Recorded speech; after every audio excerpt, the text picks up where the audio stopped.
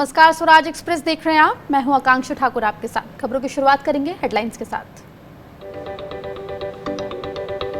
CII के संबोधन में बोले PM Modi, make for India की जगह मेक फॉर वर्ल्ड पर हो जोर। कोरोना काल में लिए गए फैसलों को सही बताया। मूडीज द्वारा भारत की रेटिंग घटाने पर कांग्रेस ने मोदी सरकार को घेरा। राहुल बोले, गरीबों और एमएसएमई क्षेत्र को मदद के अभाव का मतलब आगे हालत ज्यादा खराब होने वाले हैं। मनोज तिवारी की हुई छुट्टी, आदेश गुप्ता बने दिल्ली बीजेपी के नए अध्यक्ष। छत्तीसगढ़ और मणिपुर में भी नए अध्यक्ष।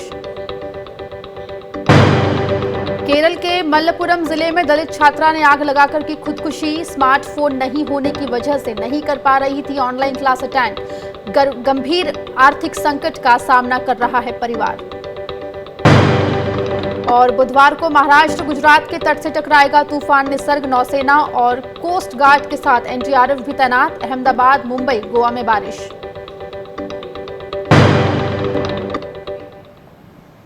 कोरोना काल में संसद का मानसून सत्र कैसे हो, इस पर मंथन जारी है। मानसून सत्र इस बार जुलाई में आयोजित होना है, लेकिन सोशल डिस्टेंसिंग का पालन कर सत्र कैसे आयोजित हो, यह अभी तक तय नहीं हो पाया है। ऐसी खबर मिल रही है कि इस बार संसद के मानसून सत्र के दौरान लोकसभा को राज्यसभा के लिए खाली कर दिया जाएगा, यानी लोकसभा में राज्यसभा की कार्यवाही होगी। वहीं लोकसभा का सत्र सेंट्रल हॉल में आयोजित किया जा सकता है। हालांकि अभी तक ये फाइनल नहीं हो पाया है। इस विषय पर सोमवार को लोकसभा अध्यक्ष ओम बिरला और राज्यसभा के सभापति वेंकैया नायडू ने बातचीत की। इस दौरान वर्चुअल सत्र पर भी चर्चा हुई, जिसमें सांसदों को ऑनलाइन संसद की कार्यवाही में भाग लेने की सुविधा प्रदान करने पर चर्चा हुई।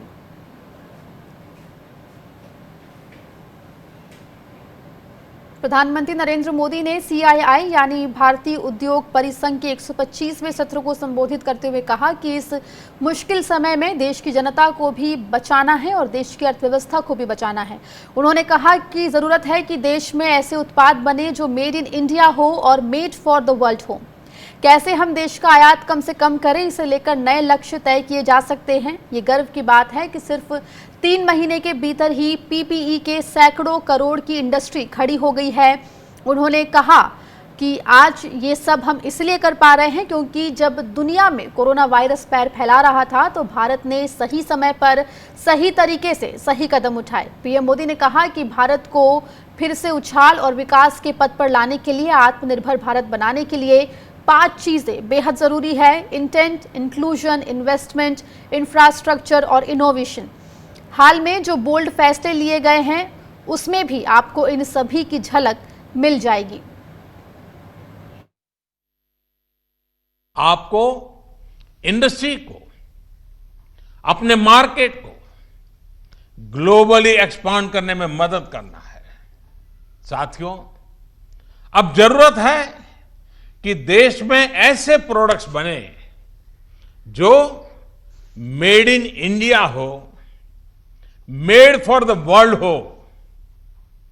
कैसे हम देश का आयात कम से कम करें, इसे लेकर क्या नए लक्ष्य तय किए जाएं, उस पर सोचने की जरूरत है। मेरा तो सीआईआई के तमाम साथियों से ये भी आग्रह है कि रूरल इकोनॉमी में इन्वेस्टमेंट और किसानों के साथ पार्टनरशिप का रास्ता खुलने का पूरा लाभ आप लोगों ने उठाना चाहिए। अब तो गांव के पास ही लोकल एग्रो प्रोडक्ट्स के क्लस्टर्स के लिए जरूरी इंफ्रास्ट्रक्चर तैयार किया जा रहा है। इसमें सीआईआई के तमाम मेंबर्स के लिए बहुत अपॉर्चुनिटीज हैं। साथियों, फार्म हो, फिशरीज हो, फूड प्रोसेसिंग हो, फुटवेयर हो, फार्मा हो, अनेक सेक्टर्स में अनगिनत अपॉर्चुनिटीज के गेट आपके लिए खुले हैं। Rating agency Moody's investor service की ओर से भारत की रेटिंग Baa2 से घटाकर Baa3 किए जाने पर कांग्रेस सांसद राहुल गांधी ने नरेंद्र मोदी सरकार पर निशाना साधा। उन्होंने कहा कि मूडीज ने मोदी के अर्थव्यवस्था संभालने पर कबाड़ से एक स्तर ऊपर रेटिंग दी है। राहुल गांधी ने मोदी सरकार को आगाह करते हुए कहा कि अर्थव्यवस्था की स्थिति इससे ज्यादा खराब होने वाली है। राहुल गांधी ने पीएम मोदी पर तंज कसते हुए ट्वीट किया, मूडीज ने मोदी की अगुवाई में भारतीय अर्थव्यवस्था की स्थिति को कबाड़ से एक कदम ऊपर रेटिंग दी है। गरीबों और एमएसएमई क्षेत्र को मदद के अभाव का मतलब ये है कि आगे हालत ज्यादा खराब होने वाली है। हम आपको यहां बता दें कि rating agency Moody's investor service ने सोमवार को भारत की राष्ट्रीय क्रेडिट रेटिंग को पिछले 2 दशक से भी अधिक समय में पहली बार Baa2 से घटाकर Baa3 कर दिया। Baa3 सबसे निचला निवेश ग्रेड है।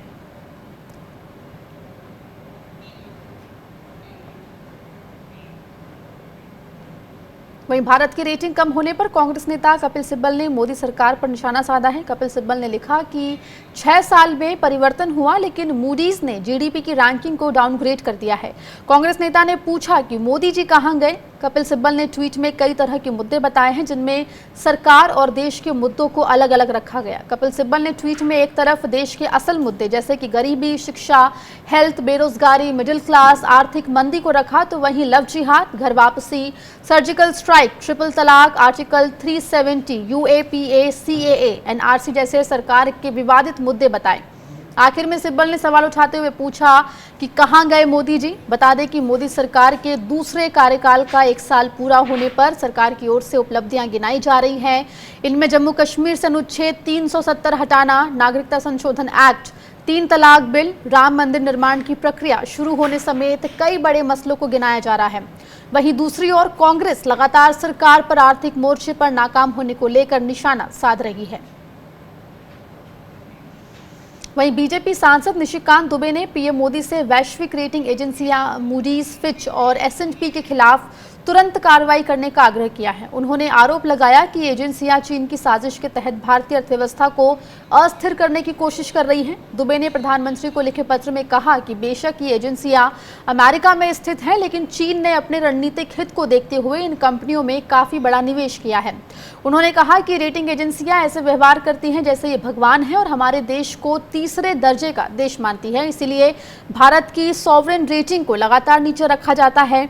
बता दें कि बीजेपी सांसद की ये टिप्पणी ऐसे वक्त में आई है जब मूडीज ने भारत की सॉवरेन रेटिंग को Baa2 से घटाकर Baa3 कर दिया है। आपको यहां बता दें कि Baa3 सबसे निचला निवेश ग्रेड है। ये कबाड़ ग्रेड से केवल 1 पायदान ही ऊपर है। भारत की राष्ट्रीय साख रेटिंग को 1 पायदान नीचे करने के 1 दिन बाद मूडीज ने इन्फोसिस, TCS, ONGC और समेत 8 गैर वित्तीय कंपनियां और स्टेट बैंक, HDFC बैंक और एक्सिस बैंक की रेटिंग भी घटा दी है। रेटिंग एजेंसी ने इसके साथ ही NTPC, NHAI, गेल और Adani green energy restricted group समेत 7 भारतीय ढांचागत क्षेत्र की कंपनियों की रेटिंग भी 1 पायदान नीचे कर दी है। IRFC और हुडको की इशूअर रेटिंग को भी घटा दिया गया है। वहीं मूडीज का कहना है कि कोरोना वायरस महामारी के कारण अर्थव्यवस्था में पैदा हुई बाधा और भारत की सॉवरेन रेटिंग में की गई कमी ही इन कदमों की मुख्य वजह है।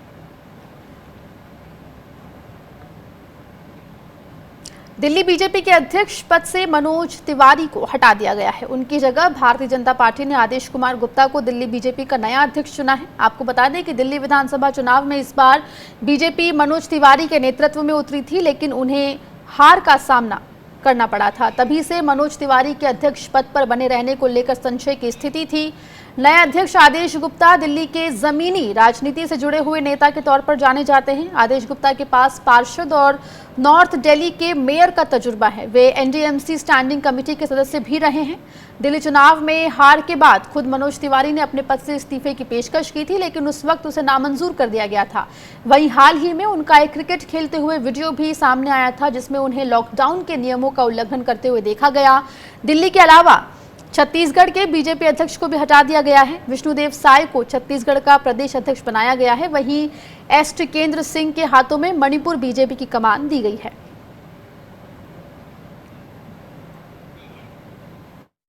हमारे जैसे एक छोटे से कार्यकर्ता को पार्टी का प्रदेश अध्यक्ष नियुक्त करने पर मैं अपने राष्ट्रीय नेतृत्व आदरणीय प्रधानमंत्री नरेंद्र मोदी जी और राष्ट्रीय अध्यक्ष श्रीमान जगत प्रकाश नड्डा जी का बहुत आभार व्यक्त करता हूं। इसके साथ ही साथ उन सभी शीर्ष नेतृत्व का आभार व्यक्त करता हूं जिन्होंने हमारे जैसे छोटे कार्यकर्ताओं की जिम्मेदारी दी।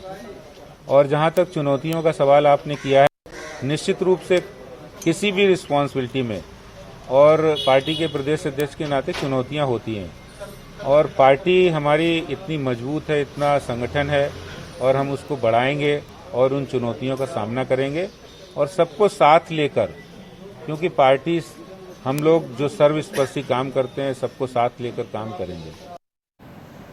वहीं कांग्रेस का दावा है कि वो 19 जून को राज्यसभा की 3 रिक्त सीटों के लिए होने वाले चुनाव में 2 सीटें जीतेगी। कांग्रेस का भरोसा बीजेपी के उन असंतुष्ट विधायकों के क्रॉस वोटिंग पर है जो कांग्रेस छोड़कर बीजेपी में आए सिंधिया समर्थकों से नाराज हैं।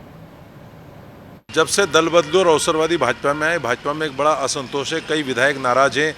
कई वो विधायक जिन्होंने वर्षों से संघर्ष किया है, जो वास्तव में आज मंत्री पद के दावेदार थे, योग्य थे, उनको दरकिनार कर दिया गया और हमें उम्मीद है कि वो क्रॉस वोट करेंगे, उसका फायदा हमें मिलेगा और हम 2 सीट जीतेंगे। मध्य प्रदेश के पूर्व मुख्यमंत्री दिग्विजय सिंह ने किसानों की समस्या को लेकर भोपाल के जिला कलेक्टर को पत्र लिखा है। पत्र में जिला कोऑपरेटिव बैंक की गुनगा शाखा में किसानों को हो रही समस्याएं बताई गई हैं। दिग्विजय सिंह ने कहा कि गुनगा शाखा में किसानों को पैसा निकालने और पैसा जमा करने में कई दिक्कतों का सामना करना पड़ रहा है। किसानों ने कई बार ब्रांच मैनेजर से शिकायत की लेकिन कोई समाधान नहीं निकला। आलम यह है कि कोरोना संकट में किसान पैसा निकलवाने के लिए सुबह 5 बजे से लाइन में लगते हैं। यहाँ सोशल डिस्टेंसिंग का पालन नहीं हो रहा है और ना ही सैनिटाइजेशन किया जा रहा है। किसानों को जान जोखिम में डालने के लिए मजबूर किया जा रहा है। दिग्विजय सिंह ने कलेक्टर से मांग की है कि बैंक के अफसरों को उचित निर्देश देकर किसानों की समस्याओं का समाधान कराया जाए। उधर कांग्रेस की उत्तर प्रदेश इकाई धोखाधड़ी के आरोप में जेल में बंद अपने अध्यक्ष अजय कुमार लल्लू की जमानत याचिका को लेकर निचली अदालत के फैसले को इलाहाबाद हाई कोर्ट में चुनौती देगी। प्रदेश कांग्रेस के मीडिया संयोजक लल्लन कुमार ने बताया कि हम प्रदेश कांग्रेस अध्यक्ष की जमानत को लेकर बुधवार को हाई कोर्ट का दरवाजा खटखटाएंगे। उन्होंने बताया कि फिलहाल हम विशेष एमपी एमएलए अदालत द्वारा जमानत याचिका खारिज किए जाने संबंधी आदेश की प्रति मिलने का इंतजार कर रहे हैं। आपको बता दें कि प्रवासी श्रमिकों को उनकी मंजिल तक पहुंचाने के लिए पार्टी ने 1000 बसों का इंतजाम किया था, लेकिन उनमें से कई के रजिस्ट्रेशन नंबर गलत होने के आरोप में अजय कुमार लल्लू को गिरफ्तार किया गया था। सोमवार को विशेष एमपी एमएलए अदालत ने जमानत याचिका खारिज कर दी थी। विशेष न्यायाधीश पीके राय ने अपने आदेश में कहा था कि लल्लू पर लगे आरोप गंभीर किस्म के हैं और उनकी जांच की जा रही है, लिहाजा अभी उन्हें जमानत नहीं दी जा सकती है। इसके पहले लल्लू के वकील ने कहा था कि उनके मुवक्किल के खिलाफ कोई सबूत नहीं है और उन्हें राजनीतिक साजिश के तहत फंसाया जा रहा है। वक्त एक छोटे से ब्रेक का है, आप देखते रहिए स्वराज एक्सप्रेस।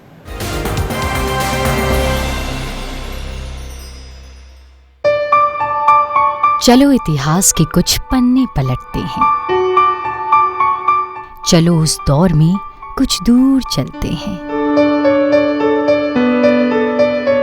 हो बात ग्वालियर की या हो कहानी मुमताज की, बेगम नवाब की झलकियां या हो बात काले ताज की, हर तरफ पसरा यहाँ इतिहास है। यूं ही नहीं कहते सभी, मध्य प्रदेश तो कुछ खास है। वक्त के निशान।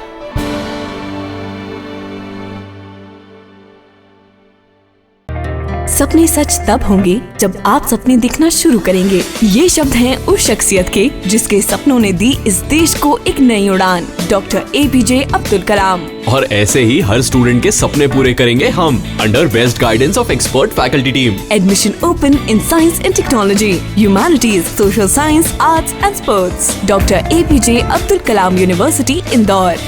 Further details contact 180030026072।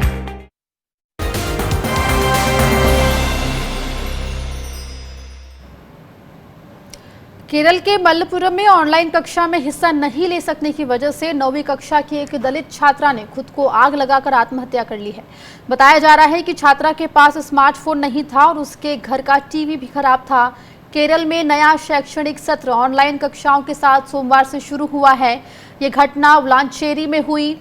पिता बालाकृष्ण ने कहा कि वो होशियार छात्रा थी और परेशान थी क्योंकि घर का टीवी काफ़ी वक्त से खराब था और घर में किसी के पास भी स्मार्टफोन नहीं है। उसकी बहन ने बताया कि देविका डिजिटल कक्षा में हिस्सा नहीं ले पाने की वजह से परेशान और दुखी थी। पुलिस सूत्रों ने बताया कि देविका दोपहर से ही लापता थी और उसका जला हुआ शव घर के पास से ही मिला। पीड़िता के पिता दिहाड़ी मजदूर हैं और लॉकडाउन की वजह से गंभीर आर्थिक संकट का सामना कर रहे हैं। वहीं विधायक उबैद हुसैन थंगल ने आरोप लगाया है कि छात्रा अधिकारियों की दूरदर्शिता की कमी का शिकार हुई, जो ऑनलाइन कक्षाएं शुरू करने से पहले इस बाबत अधिक जानकारी नहीं जुटा पाए। छात्रा की खुदकुशी के विरोध में स्टूडेंट यूनियन ने सचिवालय के बाहर प्रदर्शन भी किया।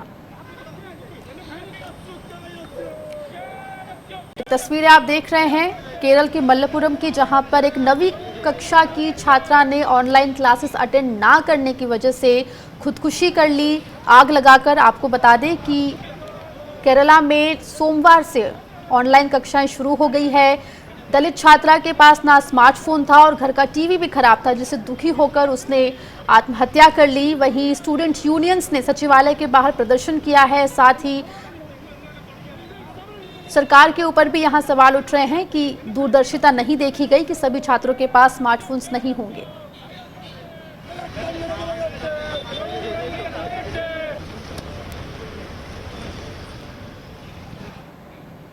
उधर स्वास्थ्य मंत्रालय ने दावा किया है कि देश में कोरोना मरीजों का रिकवरी रेट लगातार अच्छा हो रहा है। स्वास्थ्य मंत्रालय के संयुक्त सचिव लव अग्रवाल ने बताया कि सोमवार को 3,708 लोग रिकवर हुए। उसी के साथ रिकवर होने वाले लोगों की कुल तादाद संख्या 95,527 हो गई है। उन्होंने कहा कि हमारा रिकवरी रेट 15 अप्रैल को 11.42% था। 3 मई को ये बढ़कर 26.59% हो गया। 18 मई को बढ़कर 38.39% हो गया और आज ये 48.07% है। लव अग्रवाल ने बताया कि अगर हम 14 देश देखें जिनकी आबादी हमारे देश के लगभग है, तो उनमें हमारे देश के से मुकाबले 22.5% ज़्यादा मामले सामने आए हैं। वहीं ICMR ने बताया कि कोविड-19 की जांच के लिए रोज औसतन 1,20,000 टेस्ट किए जा रहे हैं। कई बार हम लोग कंपैरिजन करते हुए एक बार ये बात करते हैं कि आज देश में नंबर ऑफ केसेस बढ़ गए हैं, हमारा देश 7वें नंबर पर है। यहाँ यह सोचना, यह एनालाइज करना बहुत जरूरी है कि यह एनालिसिस एक डाउटफुल, एक रॉन्ग कंपैरिजन प्रस्तुत करता है। जब भी हमें कंपैरिजन करना चाहिए, वह कंपैरिजन प्राइमरली हमारे देश की आबादी की तुलना में होना चाहिए। और उसके बारे में हम इससे पहले भी कई बार चर्चा करते रहे हैं कि हम बाकी देशों में जिनकी आबादी अगर हमारे देश के अनुपात में उसको बराबर माना जाए, तो in terms of overall relative performance हम देखते हैं कि हमारा देश ओवरऑल परफॉर्मेंस वाइज में काफ़ी कुछ स्टेबिलिटी हम लोगों ने नोट की है। महाराष्ट्र में कोरोना ने सबसे ज्यादा कहर बरपा रखा है। महाराष्ट्र में कोरोना के मरीजों का आंकड़ा 70,000 के पार पहुंच चुका है।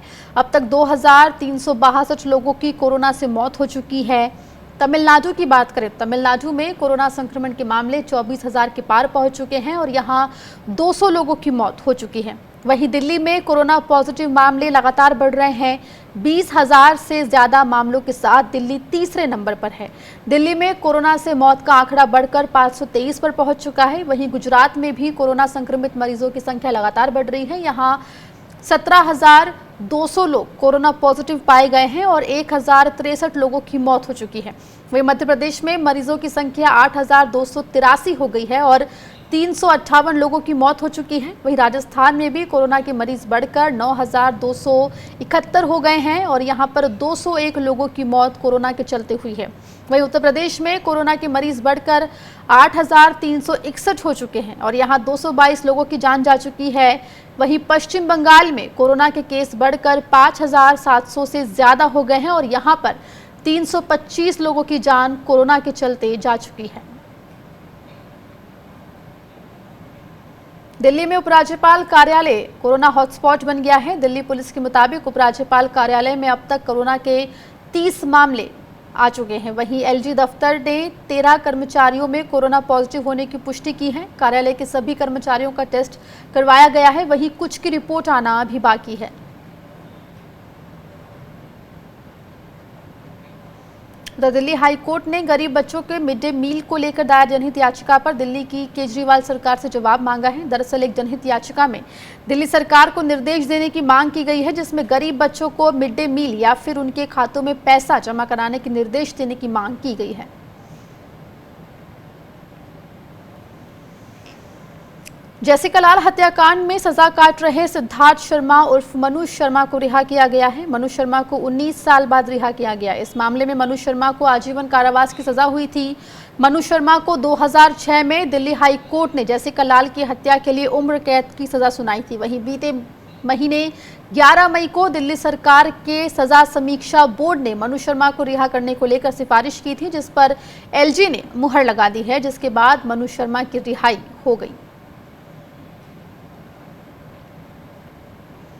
उधर दिल्ली हिंसा मामले में क्राइम ब्रांच ने कड़काजुमा कोर्ट में चार्जशीट दायर कर दी है। दिल्ली पुलिस ने अपनी चार्जशीट में आम आदमी पार्टी के पूर्व नेता और पार्षद ताहिर हुसैन को मास्टरमाइंड बताया है। चार्जशीट में पार्षद ताहिर हुसैन समेत 15 लोगों को आरोपी बनाया गया है। करीब 1000 पन्नों की इस चार्जशीट में पार्षद ताहिर हुसैन के भाई शाह आलम को भी आरोपी बनाया गया है। पुलिस ने अपनी चार्जशीट में कहा है कि हिंसा के वक्त आरोपी ताहिर हुसैन अपनी छत पर था। ताहिर हुसैन पर हिंसा कराने का आरोप है। पुलिस के मुताबिक हिंसा कराने के लिए ताहिर ने 1 करोड़ 30 लाख रुपए खर्च किए हैं। हाजी ताहिर हुसैन मुस्तफाबाद विधानसभा के नेहरू विहार वार्ड से पार्षद है। दिल्ली हिंसा में नाम आने के बाद आम आदमी पार्टी ने ताहिर हुसैन को निकाल दिया था। उस पर इंटेलिजेंस ब्यूरो के कर्मचारी अंकित शर्मा की हत्या समेत दिल्ली में हिंसा फैलाने का भी आरोप है कि उनके घर की छत से ही हमला किया जा रहा था। वक्त एक छोटे से ब्रेक का है, फौरन लौट रहे हैं।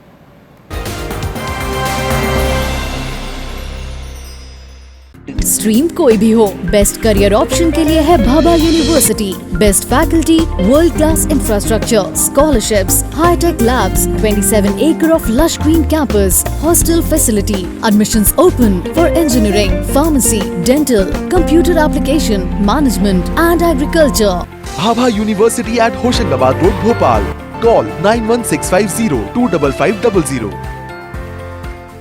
RKDF university, a world class university, जहां स्टूडेंट्स को ये ध्यान में रखकर पढ़ाया जाता है कि वो जॉब क्रिएटर्स बन सके, न कि सिर्फ job seekers. So join NIRF ranked university and become CEO of your company. At RKDF University, we focus on all-round development of a student. Courses offering BA, BCom, MA, MCom, BBA, MBA, BSW, MSW, B.Ed, D.Ed, M.Ed. Visit RKDF University at Gandhinagar, Bhopal, or call on toll-free number 1800-2700-320.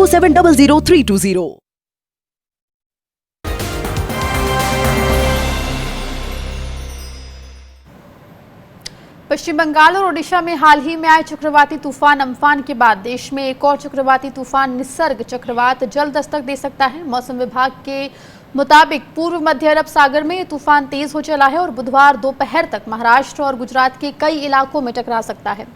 तूफान के टकराने के साथ ही उत्तर महाराष्ट्र और गुजरात के तटीय इलाकों में भारी बारिश की आशंका है। मौसम विभाग के मुताबिक समुद्र में 4 जून तक हालात खराब रहने का पूर्वानुमान है। इस दौरान हवाएं 110 किलोमीटर प्रति घंटे की रफ्तार से चलेंगी। वहीं मछुआरों को समुद्र में नहीं जाने की चेतावनी दी गई है।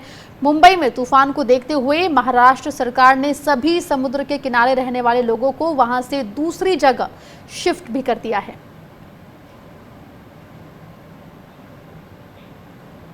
वहीं असम के कई इलाकों में लैंडस्लाइड से 20 लोगों के मरने की खबर है, जबकि कई लोग घायल बताए जा रहे हैं। दक्षिणी असम के बराक घाटी क्षेत्र में भारी बारिश के कारण करीमगंज, सिलचर और हैलाकांडी में लैंडस्लाइड हुआ। इस दौरान हैलाकांडी में 7 और करीमगंज जिले में 6 लोगों की मौत हुई है। अधिकतर मृतक दक्षिणी असम के 3 अलग अलग जिलों में 3 अलग अलग परिवारों से हैं। मरने वालों में 8 बच्चे भी शामिल हैं। फिलहाल लाशों को निकालने का काम जारी है। वहीं घायलों के लिए एनडीआरएफ की टीम रेस्क्यू ऑपरेशन में लगी हुई है। असम के मुख्यमंत्री सर्बानंद सोनोवाल ने लैंडस्लाइड की घटनाओं पर शोक जाहिर किया है। उन्होंने जिला प्रशासन और एसडीआरएफ को रेस्क्यू बढ़ाने के निर्देश दिए हैं। आपको बता दें कि असम के कुछ हिस्सों में पिछले कुछ दिनों से बारिश हो रही है। कई जिलों में बाढ़ भी आ गई है। ऐसे में रास्ते बंद हो गए हैं, जिससे कई जगह पर संपर्क नहीं हो पा रहा, लिहाजा रेस्क्यू ऑपरेशन में भी दिक्कत आ रही है। राजस्थान के वन्य जीव प्रेमियों को बीते 8 दिन में 2 बार खुशखबरी मिली है। पहले 26 मई को जब सरिस्का में 3 शावक देखे गए और दूसरी खुशखबरी मंगलवार को मिली, जहां मुकुंदपुर टाइगर रिजर्व में 2 बाघ शावक देखे गए।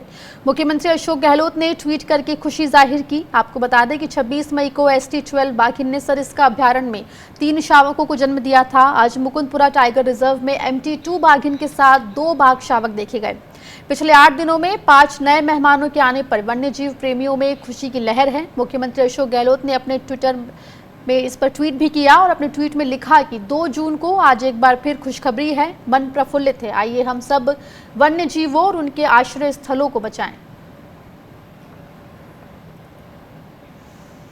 अमेरिका में जारी नस्लीय हिंसा के बीच राष्ट्रपति डोनाल्ड ट्रंप ने प्रदर्शनकारियों से निपटने के लिए सेना उतारने के संकेत दिए हैं। उन्होंने कहा कि इस समस्या के जल्द समाधान के लिए देश भर में सेना की तैनाती के लिए वो 1807 कानून लागू कर रहे हैं।